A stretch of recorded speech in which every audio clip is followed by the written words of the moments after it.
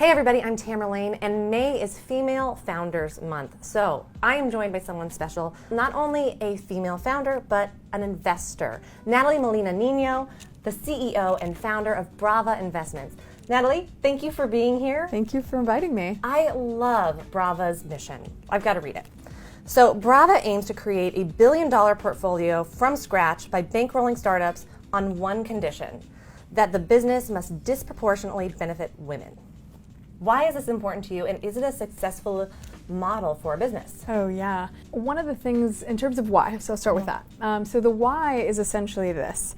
I co-founded a Center for Women Entrepreneurs. So nobody can argue that I don't care about women entrepreneurs. It is hugely important to me.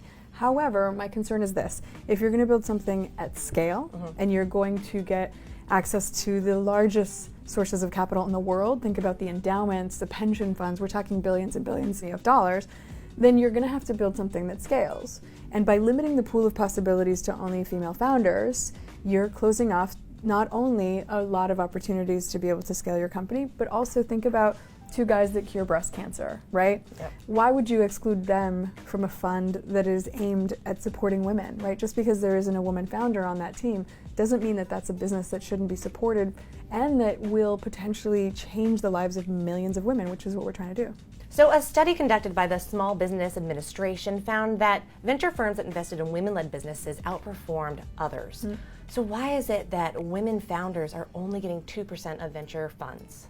First of all, there aren't enough women venture capitalists, right? So that's the first problem, is I think that we represent still single digits of the total people that are actually making investments. So that's one, is we're just not there in large numbers enough.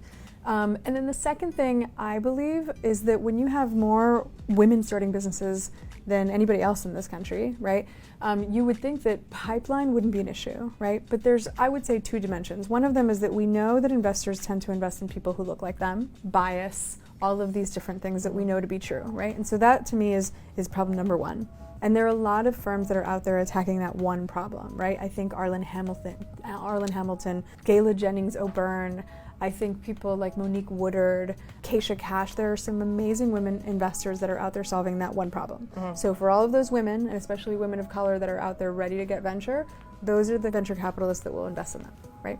Second problem is the one that I'm focusing on, which is that 90% of all women entrepreneurs are running micro businesses, teeny tiny businesses.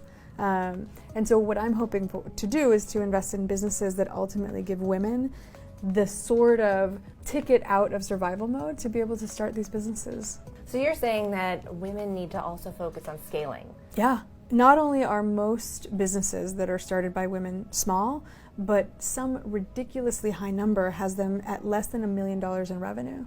And I think it's because of lack of access to resources. Women don't have that little nest egg of $100,000 to invest in their first business. They maybe don't have the friends and family that can write $100,000 checks. They maybe don't have that friend of the family who's an attorney that will do the work for free while they're just getting started. So that's what I mean by the lack of access to resources. It's cultural capital, it's connections, and it's real money.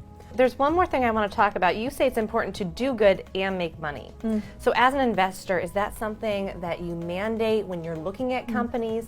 And how do you go about that? In my case, the answer is yes. In the case of a lot of investors, I know it varies. The way that I define doing good is by something that I can measure, right? So it's got to be a business model that by design, you can prove to me that you're putting money into the wallets of as many women as possible, right? And so that's how I measure it. And then in terms of what sorts of businesses, I focus on healthcare, education, and consumer. And then your question about why? I spent the first part of my career making wealthy people in technology much wealthier. And so I think at the end of the day, for me, it's because I want to have a reason to wake up every morning. And I think that the businesses of the future and the consumers of the future are not going to tolerate businesses simply getting rich. I think that in the future, and even now you're starting to see this, consumers are getting savvy. Consumers are seeing that when Audi puts a TV commercial out there about a little girl and how she deserves to be paid equal to her, boy counterparts. And then within 24 hours, Twitter publishes a photo of the Audi entirely white, entirely male board of directors. Yep. Right? These are the things that are starting to happen because consumers are starting to get smart about when companies are not walking the walk. And I think that that's another reason why it's important to do good and make money. So it's fun to talk about, and I know that you're doing it. You're talking the talk and walking the walk, but are other investors catching on to this? Yeah. I mean, I think that especially with things, I give you the Audi example, we can give the Starbucks example, the Unilever example, there's so many examples. I think that businesses and especially investors are starting to realize that a company that is not ethically run is a liability. And investors are in the business of reducing risk. So this is now becoming a touch point that actually makes a difference between whether a company is viable or not. Nathalie, thank you so much. Thank you for having me. Thanks everybody for watching. I'm Tamara Lane, and this is Karma.